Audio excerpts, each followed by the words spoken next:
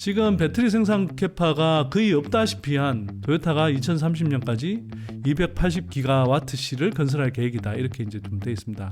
국내 배터리 3사뿐만 아니라 셀 3사뿐만 아니라 소재 업체들 입장에서 보면 참 고객처가 앞으로 굉장히 많이 늘어나겠구나. 이런 생각이 아마 좀 드실 겁니다. 그래서 독점이 의미 있으려면 소유할 만한 가치가 있는 영역을 충분히 오랫동안 소유하는 것. 이 책에서 또 강조하는 것은 유형의 독점 말고 무형의 독점이 더 중요할 수도 있다. 이 책의 저자는 독점을 확보하지 않으면 지속적인 수익을 사실 내기 어렵다라는 것이죠. 그래서 그런 면에서 이익 성장률이 더 중요하다. 투자 관점에서 특히나. 그리고 이익의 질도 중요하더라.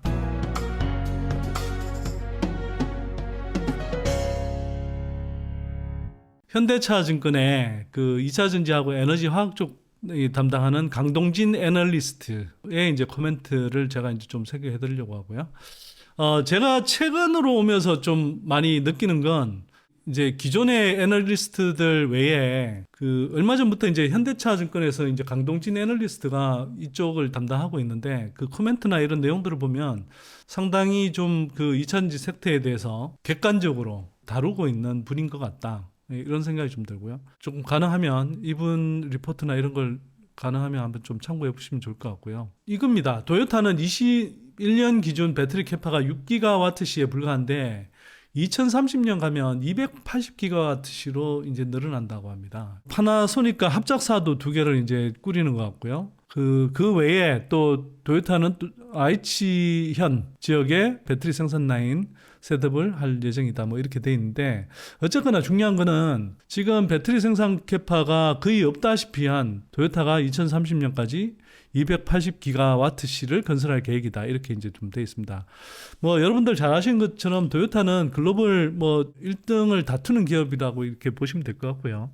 특히 북미 시장에서도 굉장히 인기가 있는 그런 완성차 메이커입니다. 제가 이걸 왜 주목해서 보냐 하면요. 한편으로는 그러니까 배터리 수요가 향후에 뭐 급증하는 반면에 생산량이 따라가기가 쉽지가 않죠. 공급 과잉 상태인 중국 외 시장으로 이렇게 넘어가면 그렇기 때문에 완성차 업체 입장에서는 배터리 공급망을 자체적으로 좀 확보해야 되기도 하고요. 일종의 이제 내재화인 거죠. 내재화 또는 한편으로는 자체적으로 안정적으로 조달하기 위해서 뭐 파나소닉 같은 합작사들하고 조금 더 안정적으로 공급받을 수 있는 그런 배터리 캐파를 확보를 좀 해야 되는 필요성이 있습니다.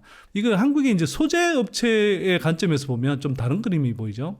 국내 배터리 3사 입장에서 보면 다소 이제 배터리 3사를 견제하는 흐름일 수도 있는 그 완성차 업체의 움직임이지만 한편으로는 그러면 저렇게 배터리 생산 캐파를 그 완성차 업체가 구축하려고 할 때 그러면 저 소재들은 또 누가 공급할 것인가 이런 걸 한번 좀 생각해 볼 필요가 있겠죠. 지난해 한 몇 달 전에 그 하반기인가 중반쯤에 SK 넥실리스하고 도요타의 이제 통상 부문인 도요타 통상 미국 현지에 동박 합작 생산 캐파를 구축하겠다 뭐 이런 이제 계획을 발표한 게 있습니다. 그렇게 도요타 통상하고 이제 그런 합작 생산 공장을 짓는다라고 하면 그리고 도요타가 280기가와트시나 되는 건설 계획을 발표했다고 하면 향후에 그쪽으로 동박 공급이 계속 이루어질 가능성이 상당히 좀 뭐 높다 이렇게 좀 볼 수 있지 않겠어요?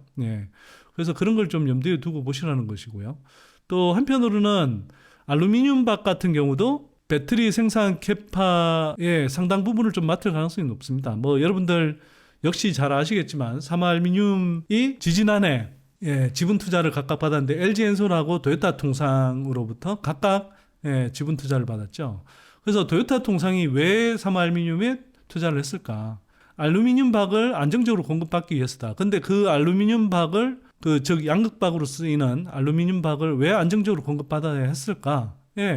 저 바로 이제 도요타의 저런 대규모 생산 캐파 계획 때문에 어쨌거나 그 알루미늄 박에서는 뭐 국내 1, 2, 3등이 세계적으로 1, 2, 3등이기 때문에 국내의 주요 알루미늄 박 업체 하나 정도의 지분 투자를 한 것이고요. 지분 투자를 한 이상 저렇게 이제 뭐 도요타 같은 경우에 특히 북미 쪽으로 이렇게 진출을 한다고 하면 당연히 삼알미늄의 그 알루미늄 박을 우선적으로 쓸 가능성이 높겠죠. 저렇게 도요타가 생산 캐파가 급증한다라는 것은 그만큼 이런 소재 업체들한테는 장기에 걸쳐서 상당한 수혜가 될 수 있다. 예, 이걸 이제 좀 설명한다고 생각합니다. 참고로 지금 언급한 SK 넥실리스의 모회사인 SKC 또 사마알미늄 이 모두 제가 보유하고 있습니다. 이해관계가 있을 수 있다는 건 참고해서 들으시기 바라고요. 이 280기가와트시의 이제 생산 규모가 어느 정도냐? 저도 사실은 뭐 도요타가 대규모 캐파 구축할 거라고 생각은 했는데요.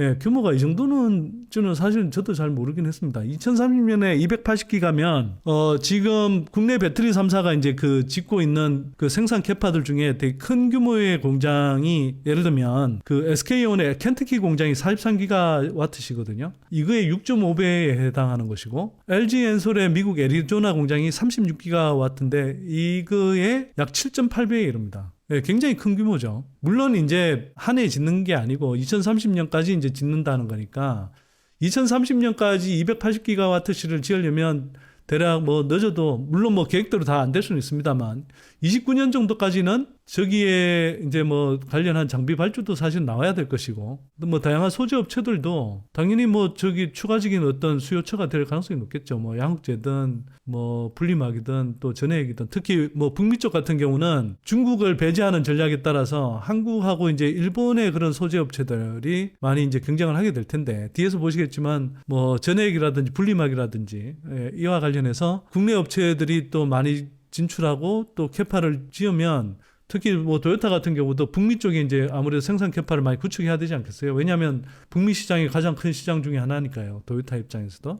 그러면 당연히 이제 그 현지에 이제 IRA 규정에 따른 보조금을 수령해야 될 테니까 당연히 이제 중국이 아닌 뭐 한국과 일본을 찾을 텐데 그 중에서도 이제 조금 더 생산 캐파 증설에 이제 조금 공격적으로 대응하는 한국의 소재 업체들을 분명히 찾을 가능성이 높습니다. 제가 볼 때. 뭐 그런 점을 좀 하여튼 염두에 두고 보시면 국내 배터리 3사뿐만 아니라 셀 3사뿐만 아니라 소재 업체들 입장에서 보면 참 고객처가 앞으로 굉장히 많이 늘어나겠구나. 뭐 이런 생각이 아마 좀 드실 겁니다. 독점의 기술 관련해서 제가 좀 간략하게 설명을 드릴게요. 이 독점의 기술이 말하는 그 독점이라는 게 도대체 뭘 이야기하는 것인지 그걸 좀 간략하게 설명을 좀 드리겠습니다. 제 경우에는 이게 좋은 기업을 선별할 때 그리고 특히 투자하기 좋은 기업을 선별할 때 그 기본적인 어떤 프레임워크를 제공해 줬다는 측면에서 저한테는 상당히 좀 도움이 되는 책이었습니다. 얇지만 저한테는 상당히 좀 많은 인사이트를 주는 그런 책이었다라고 생각이 되고요. 그래서 여러분들도 한번 좀 읽어보시면 좋겠습니다. 성공한 기업은 독점을 갖고 있다. 독점이 지속적인 수익을 보장한다. 이 책의 이제 기본 명제이고요. 그러니까 지속적으로 성공하고 높은 수익률을 올리는 기업들은 독점을 갖고 있더라. 그리고 그 독점이 지속적인 수익을 보장하더라. 이걸 제가 이 책이 이제 주장하는 이제 기본 내용이고요. 이 독점이라는 게 우리가 흔히 이야기하는 그런 독점하고는 좀 다릅니다. 우리가 이제 보통 독점이라고 그러면 철도와 같은 뭐 또는 통신망과 같은 그런 자연 독점 이런 것들을 많이 생각하는데 꼭 그런 것만이 아니고요. 또는 어떤 뭐 법적 규제에 의해서 이루어지는 뭐 예를 들어서 공중파의 이제 그런 뭐 주파수 규제 이런 것들로 이루어지는 그런 뭐 독점적인 사업 이런 것들만을 꼭 독점이라고 하지는 않습니다. 그게 아니고 이 책이 말하는 독점은 어쩌면 약간 느슨할 수도 있으나 기업을 경영하는 관점에서도 마찬가지고 거꾸로 그 좋은 기업을 발굴해서 투자하는 관점에서도 투자하기에 충분할 정도의 독점을 갖는 것을 이야기하는데요.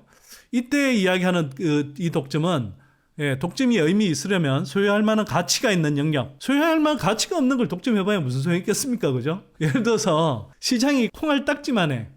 그걸 뭐 독점해봐야 무슨 소용이 있겠습니까? 뭐 소용이 없는 건 알겠지만 예를 들어서 한 해 100억 정도의 매출을 올려야 되는 회사가 그 10억짜리 시장을 독점해봐야 뭐 얼마나 가치가 있겠습니까? 쉽게 말해서. 그렇게 생각해 보시면 될 것 같고요. 그래서 독점이 의미 있으려면 소유할 만한 가치가 있는 영역을 충분히 오랫동안 소유하는 것을 이야기하고요. 특정 시기에 제품과 서비스를 파는 유일한 판매처가 되면 됩니다.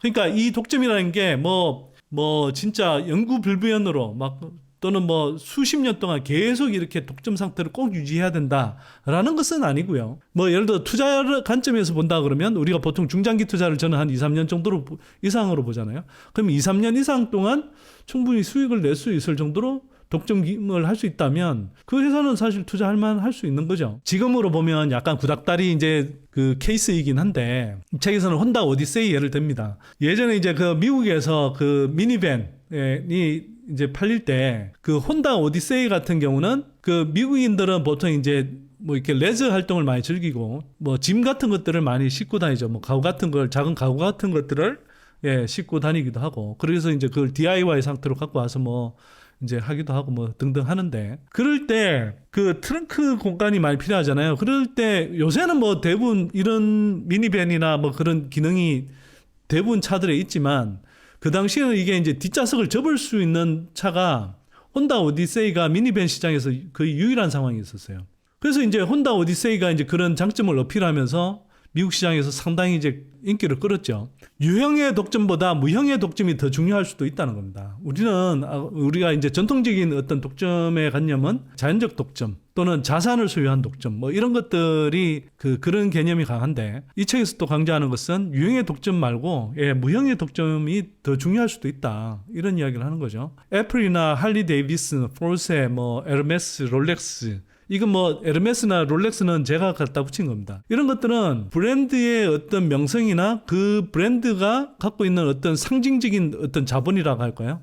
그런 것들이 상품의 판매와 결합이 되면서 그리고 그게 많은 사람들의 마음속에 소비자의 생각이나 마음속에 고착화돼서 이제 그게 사실상 독점이 돼버리는 거죠. 아, 저거는 에르메스야. 에르메스를 두르는 순간 이 상류층이고 상당한 지위를 가진 사람처럼 보일 수 있는 그걸 사람들한테 각인을 시킨 거죠. 자, 그런 면에서 보면 무형의 독점이 더 오래 지속될 수 있고 할리 데이비슨 명품 모터사이클 업체로서 얼마나 오랫동안 지금 지속이 되고 있습니까? 뭐 포르쉐, 람보르기니 계속 이제 그렇게 남을지는 모르겠습니다만 지금까지는 그렇게 오랫동안 지속해왔죠. 그리고 이러다 보니 수익률이 상당히 높습니다. 그게 이제 독점이 가지는 힘이라는 거죠. 그런 면에서 이 독점이라는 개념은 그 예전에 하버드 비즈니스 스쿨에 이제 뭐 마이클 포트 교수가 이제 경쟁론에서 많이 이제 좀 이야기했던 것이기도 한데 저비용과 차별화에 주로 근거하는 지속 가능한 경쟁 우위론의 취약점을 드러내면서 한편으로는 그 기업들이 그러니까 지속 가능한 경쟁 우위를 가진다고 해서 그 기업들이 영속적으로 지속적으로 고성장하고 높은 수익을 올리는 것은 아닐 수 있다라는 걸 보여주는 개념이기도 합니다. 이 책의 저자는 독점을 확보하지 않으면 지속적인 수익을 사실 내기 어렵다라는 것이죠. 예를 들어서 뭐 미국 시장에서도 스타벅스가 등장하기 전까지 저비용으로 쉽게 말하면 싸구려 이제 커피를 파는 그런 업체들이 많았고 뭐 치열하게 경쟁했지만 그 업체들이 그렇게 엄청나게 지속적으로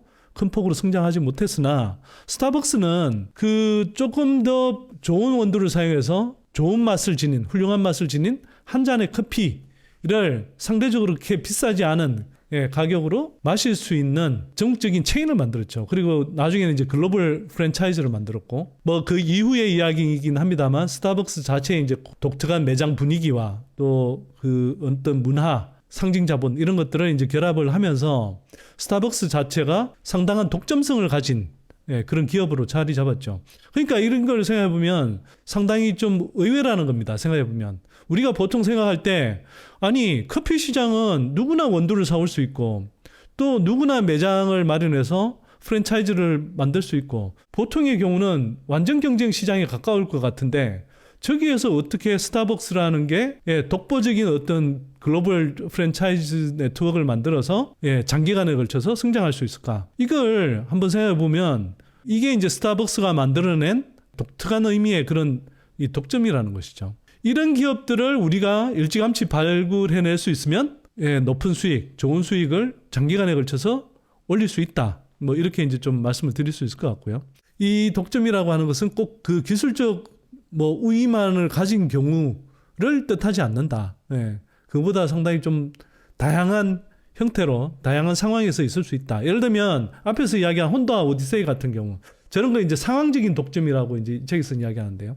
어떤 상황에서는 혼다 오디세이 말고도 뭐 미국 시장 안에서도 미니밴 업체들이 뭐 수두룩하게 많이 있거든요. 그런 업체들 간에 사실은 저걸 어떻게 독점이라고 할 수 있겠습니까? 근데 혼다 오디세이가 다른 업체들이 그러니까 따라오는데 시간이 4년 정도 걸리는 그 기간 동안은 예, 뒷좌석을 눕혀서 넓은 트렁크 공간으로 변형할 수 있는 미니밴으로서 그 당시 시점에서 상황적 독점을 누린 거죠. 그것도 이제 경영에서도 중요하지만 한편으로는 투자 관점에서도 우리가 투자할 수 있는, 충분히 투자할 수 있는 수준의 예, 상황적 독점 상황이 만들어진다는 겁니다. 그런 관점에서 보시면 여기서 말하는 이 독점의 기술 또는 독점의 어떤 개념이라는 것 자체가 기존 개념하고 상당히 좀 다르고, 한편으로는 저는 거꾸로 오히려 이렇게 투자 관점에서 봤을 때 되게 유용한 개념인 것 같아서 이 책을 하여튼 되게 좀 좋게 읽은 기억이 있습니다. 그 투자에 활용하기라고 이제 제가 말씀을 드려본데, 이 책에서 이런 이야기를 합니다.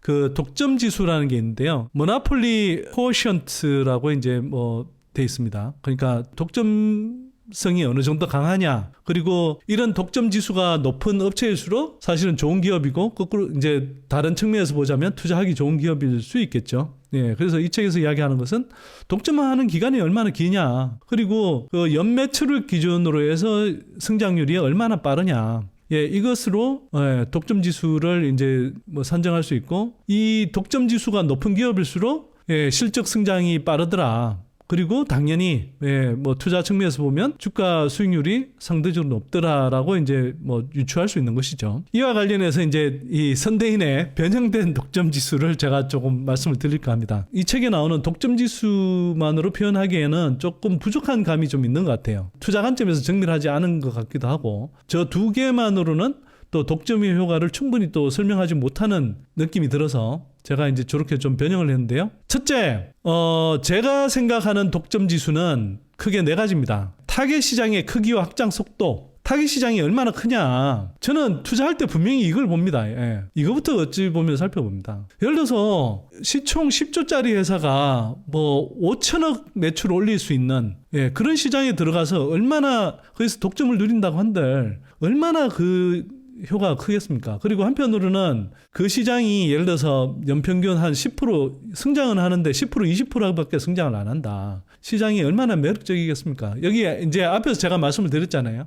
독점이 의미가 있으려면 소유할 만한 가치가 있는 영역이어야 된다는 거죠. 그 절대적인 개념이 아니고요. 여러분들이 투자하려고 하는 회사의 그러니까 매출 규모 또는 시총 규모, 그러니까 비교해서 상대적으로 파악해야 되는 개념입니다. 그래서 타겟 시장이 클수록, 그리고 그 타겟 시장의 확장 속도가 빠를수록 소유할 만한 가치가 있는 좋은 영역이다. 이런 관점에서 보면 2차 섹터는 가장 대표적으로 너무 좋은 시장인 거죠. 타겟 시장이 어마어마하게 크고 전체 전기차, 글로벌 전기차 시장의 거의 뭐 40% 가까이 되는 시장이니까요. 어마어마하게 큰 시장이 되는 것이고, 그 속도, 확장 속도 또한 굉장히 가파르죠. 예를 들어서 뭐 배터리 셀 성장률만 하더라도 매년 한 뭐 20%, 30% 이상. 그리고 뭐 배터리 셀 업체가 그런 거고, 특정 소재 업체들 같은 경우는 특정한 구간에서는 막 100%, 뭐 150%, 200%씩 성장할 수 있는 시장이라는 거면 얼마나 매력적인가요?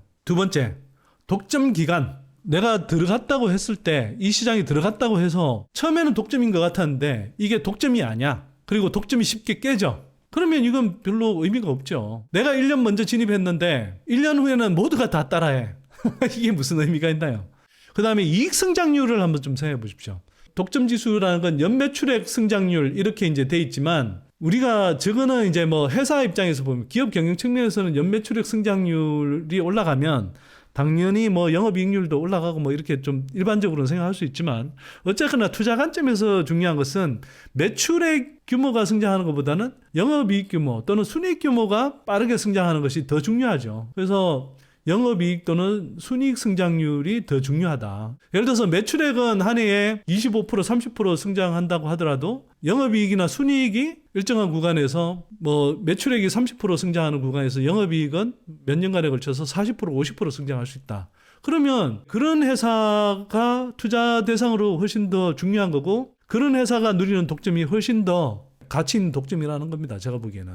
그래서 그런 면에서 이익 성장률이 더 중요하다. 투자 관점에서 특히나. 그리고 이익의 질도 중요하더라. 이익의 질이 좋다는 것은 뭐 당연히 이익률이 상대적으로 높거나, 또는 그 이익이 계속 독점적으로 이 회사가 지배하고 있는 영역에서 지속적으로 만들어지는 이익률이다. 그리고 그 이익률이 시간이 가더라도 훼손되지 않는다 라고 하면 이익의 질이 상당히 좋은 것이죠. 그래서 그런 것들이 제가 볼 때는 되게 좀 의미 있게 봐야 되는 지표인 것 같고요. 저는 이 선대인의 변형된 독점 지수라고 이제 제가 이름 붙였는데 이 기준을 통해서 기업들을 많이 고릅니다. 투자할 만한 모든 기업이 저 틀 안에 다 들어오는 건 아니에요. 뭐 꼭 그리고 뭐 워낙 커지는 시장에서 꼭 다 독점일 필요 있습니까? 우리가 여러분들 뭐 많이들 투자하고 계실 텐데 뭐 양극재 업체들 같은 경우에 양극재 업체들이라고 해서 다 그 독점 상태입니까? 사실은 국내 업체들끼리도 상당히 경쟁하잖아요. 그러나 저게 타겟 시장이 워낙 크고 확장 속도도 빠르고 하다 보니 독점성은 낮아도 그리고 사실 이익 성장률은 좋지만 이익의 질로 따지면 현재로서는 뭐 그렇게 막 뭐 두 자릿수의 수익률을 올리지 않는 시장임에도 불구하고 상당히 좋은 투자처인 거죠. 꼭 저런 네 가지 요건을 다 충족하지 않아도 충분히 좋은 기업일 수 있다. 제가 이제 거꾸로 이렇게 이제 좀 말씀을 드린 거고요.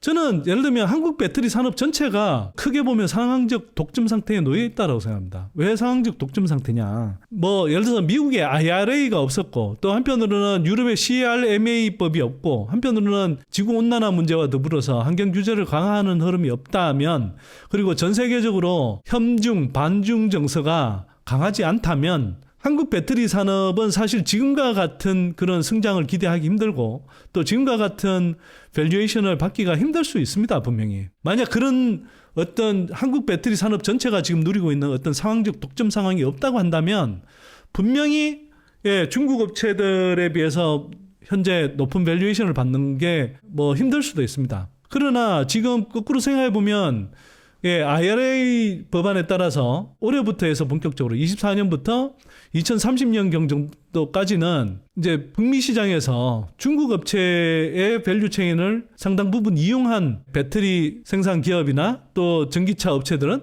보조금을 수령하기가 어렵거나 불가능하거든요. 이런 상황이 상황적 독점인 겁니다. 이게 뭐 꼭 10년, 20년, 30년 다 가야 되냐? 그렇지 않다는 거죠. 이 6년 기간 동안 한국 배터리 산업이 충분히 그 독점적인 우위를 누릴 수 있고 실제로 거의 뭐 미국 시장에서 80% 이상의 저는 매출 기준으로 차지해 나갈 거라고 생각합니다. 이 기간 동안에. 여기에서 끝날까? 만약 그렇게 해서 미국 시장에 들어가서 생산 캐파를 대부분 구축하고 그와 관련된 배터리 공급망이 구축이 돼서 대부분의 그 전기차 브랜드에 이미 들어가 있는 상황에 예를 들어서 보조금 규정이 이제 뭐 해소가 된다고 하더라도 뒤늦게 중국 업체들이 들어와서 한국 업체들하고 대적할 수 있을까? 저는 어렵다고 봅니다. 그러니까 사실은 그게 규정상으로는 한 6년 정도라고 하지만 실제로는 향후 20년, 30년 성장하는 관점에서 봤을 때 한국 배터리 산업에 있어서 굉장히 좋은 독점적 상황을 이미 만들어내고 있고 앞으로도 상당 기간 그렇게 이어질 거다 이렇게 이제 좀 보는 것이고요. 자, 이렇게 해서 여러분들한테 제가 이제 이 독점의 기술이라는 책에서 읽고 제 나름대로 또 정리해본 그 독점 지수, 선대인의 변형된 독점 지수의 프레임워크에 따라서 어떤 기업들을 어떻게 보고 평가할 수 있는지 이렇게 이제 좀 설명을 드려봤습니다.